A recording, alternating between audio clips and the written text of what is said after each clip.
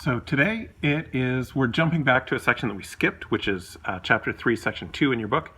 This is differentiability. So a couple of people have asked the question about, can you always find the derivative? And the answer is no. There are functions that don't have derivatives at certain points. You can find several points. So you could have non-differentiable at one point, or infinitely many points, or several points, finitely many points. All right, so here's how we're going to begin exploring that. I want you to try doing this. We're going to have a function f of x, which is cube root of x. I want you to find f prime of x. I want you to graph f and f prime on the same -2 to 2 by -2 to 2 window on your graphing calculator, GC for graphing calculator, or Google Classroom, depending on context. What feature does f have at x equals 0? What is f prime of 0? Why? You find the answers to these questions. Gertie will help you. You going to help find the answers? Gertie's going to help find the answers to the questions. You will pause the video and find the answers.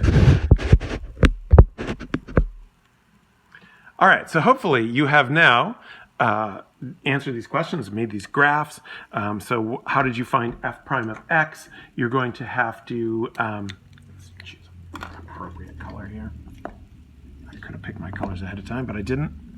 All right, so in order to get f prime of x, we're going to have to first write f of x as a fractional exponent, because it's a root. So let's write it as a fractional exponent. Therefore, f prime is 1/3 x to the -2/3 power, also known as 1/3 cube root of x squared.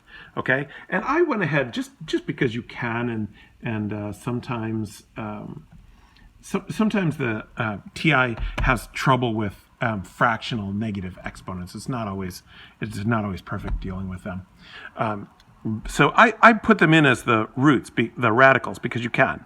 I need to make some adjustments here because I have these graphs turned on. We can press enter, highlight the equal sign and press enter. It turns the graph on or off. So I want those graphs to still be present. I don't want to erase the functions, but I want to turn this graph on and this graph on while leaving the other two off. See how that works? It's very useful, by the way.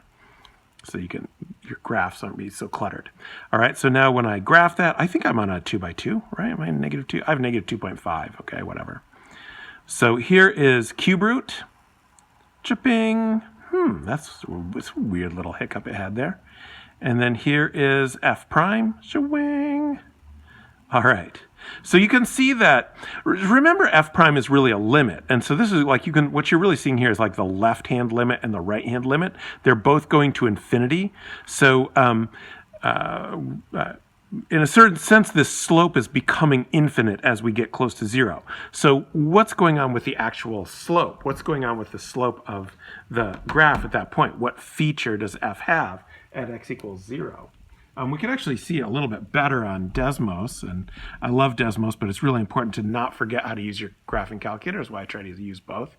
All right, so we're going to look at, here's a graph of x cubed, cube root of x, so I just put it as x to the 1/3.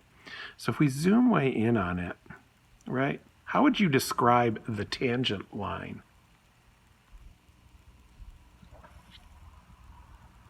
The tangent line is vertical. All right, so the graph has a vertical tangent. When cube root goes through the origin, it goes through with a vertical tangent. Actually, in a lot of ways, there's some interesting things that make sense there. So for example, just some side considerations. The graph of x cubed, if you think about the graph of x cubed, right? So the derivative, so think of f of x as x cubed, and f prime of x then is going to be 3x squared, right? So what happens when x equals 0? F prime of 0 is 0, right? So f prime of 0 is 0. So that means that when you draw the graph of x cubed, as you pass through the origin, the tangent is horizontal, has a horizontal tangent, x cubed does. All right, so what about cube root of x? Cube root of x. So to graph cube root of x, I'll actually use a different color for that. Since cube root of x and x cubed are inverse functions, they're going to be reflection over the y equals x line. So that means that cube root of x is going to take that horizontal tangent and turn it into a vertical tangent. So this is cube root of x. So x cubed has a horizontal tangent at x equals 0 because the derivative is 3x squared, so f prime of 0 is 0. Cube root of x is a reflection over the line y equals x, so the horizontal tangent becomes a vertical tangent, right? y equals 0 becomes x equals 0 because in the inverse function, the x and y are interchanged. Therefore, the horizontal tangent of x cubed becomes the vertical tangent of cube root x. So cube root x has a what? A vertical tangent at x equals 0. It doesn't have a vertical tangent anywhere else, only at x equals 0. All right, what is f prime of 0? So f prime of 0 is, well, we can go ahead and use this and see. It's going to be f prime of 0 is 1 over 3 cube root of 0 squared. 0 squared is 0. Cube root of 0 is 0. 3 times 0 is 0 is 1 over 0. It is undefined. All right, why?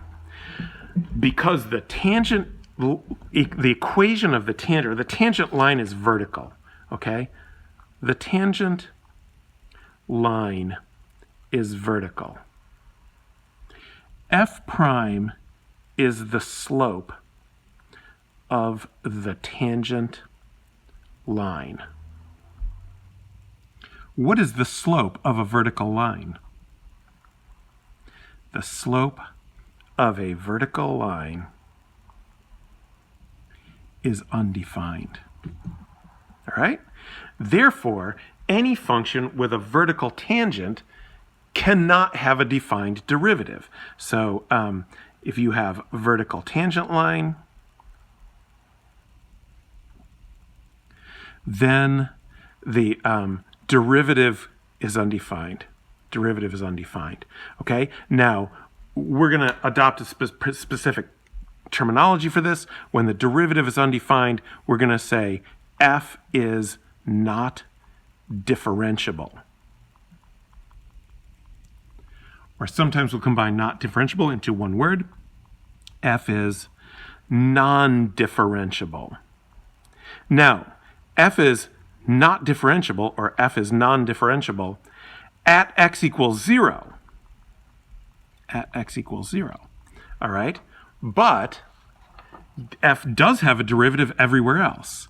F is differentiable, so that means the derivative does exist on negative infinity to 0, union 0 to infinity. All right, so basically you're getting two vocabulary words here. Differentiable means the derivative exists. Non-differentiable means the derivative does not exist.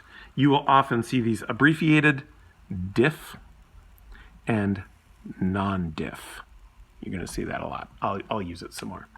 Okay, so there's our introduction to differentiability. Now here's what you're going to do next. We're going to look at another function that, guess what, also has a non-differentiable point. So I'd like you to do the same things here. This time we're going to use x to the 2/3 power. What's g prime? Graph them on the negative 2 by negative 2. What are the features? What's f prime of 0? And there's going to be a different reason why. So basically what we're going to end up with is three different reasons why f could be not differentiable. So try to answer these questions before you go to the next video.